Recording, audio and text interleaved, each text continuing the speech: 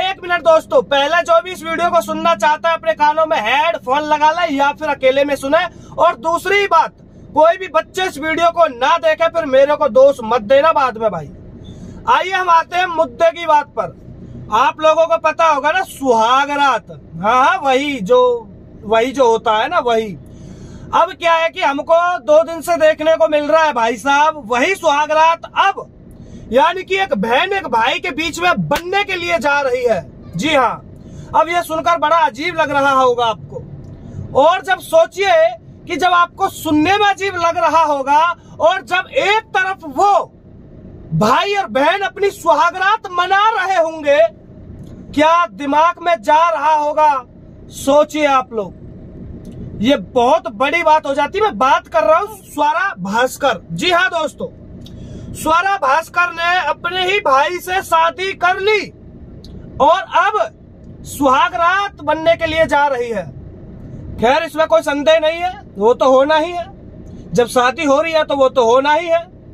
और दूसरी बात, अभी आपको बता दे कि स्वरा भास्कर जो अभिनेत्री बनती है यानी कि बॉलीवुड से, वो स्वरा भास्कर यानी कि 2 फरवरी को अपने फाद अहमद, जिसको वो भाई बोलती थी, और उसने 10 दिन पहले ही अपने भाई को यानी कि जन्मदिन की शुभकामनाएं दी थी।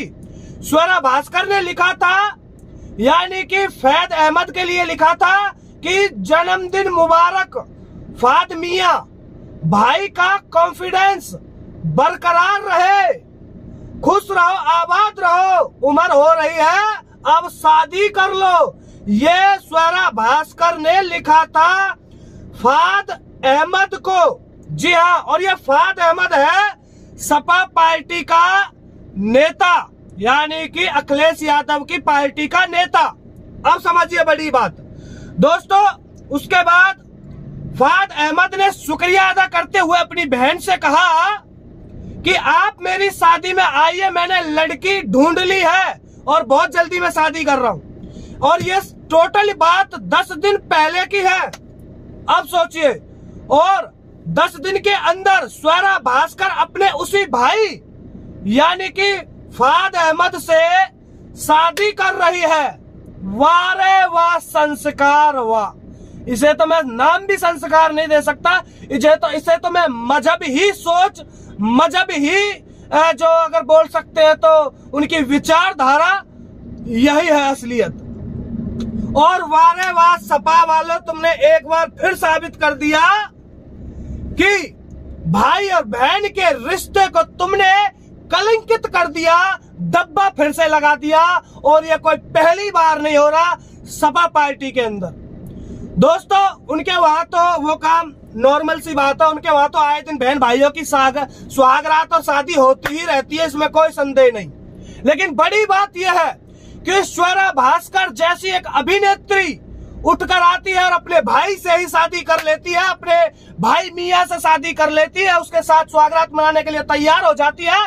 और शर्म तो स्वरा भास्कर जैसी को आनी चाहिए। अब वही है ना, जैसी सोच में पली बड़ी हुई है वही चीज उसके अंदर है, वही चीज उसकी देखने को मिल रही है।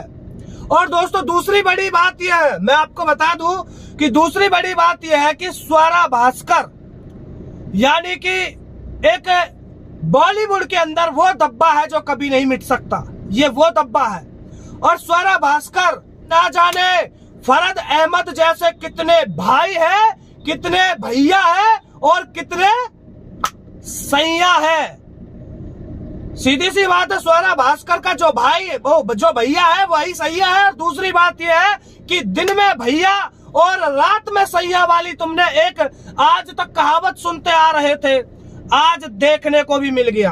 और कुछ आज देखने को भी मिल गया दोस्तों। तो ये है स्वरा भास्कर। मैं कहना चाहता हूं, देखिए दोस्तों, आप सबको पता है कि चोर के साथ रहोगे तो चोरी करना सीखोगे, चोर के साथ रहोगे चोरी करना सीखोगे, ज्ञानी के साथ रहोगे तो ज्ञान ही प्राप्त करोगे। और रह रहे हो जिहादी के साथ तो बहन से शादी और भाई से शादी ही करोगे। सीधी सी बात है। तो वही वो उसके अंदर गुण चल रहे हैं। और बाकी ये जो अब वही बात है सुहागरात वाली, तो भाई ऐसा है आज पहली बार मतलब ये सब देखने को मिल रहा है इस तरह से।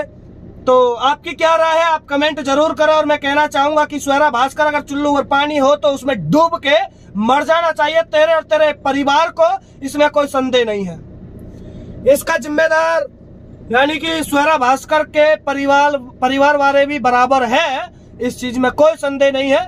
क्योंकि मुझे लगता है कि स्वरा भास्कर की अम्मा यानी कि किसी मौलाना के पास गई थी और तब जाके स्वरा भास्कर को मतलब पैदा किया, जन्म दिया स्वरा भास्कर को, और स्वरा भास्कर उन्हीं विचारधाराओं से आगे बढ़ती हुई नजर आई है। चलिए दोस्तों, पहुंचाइए सभी तक और पहुंचाइए ये खबर।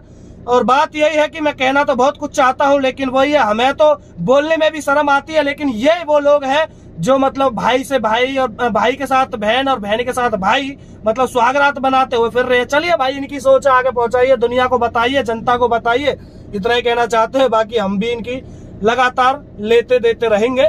सभी को जय हिंद, जय श्री राम, हर हर महादेव, बहुत बहुत धन्यवाद।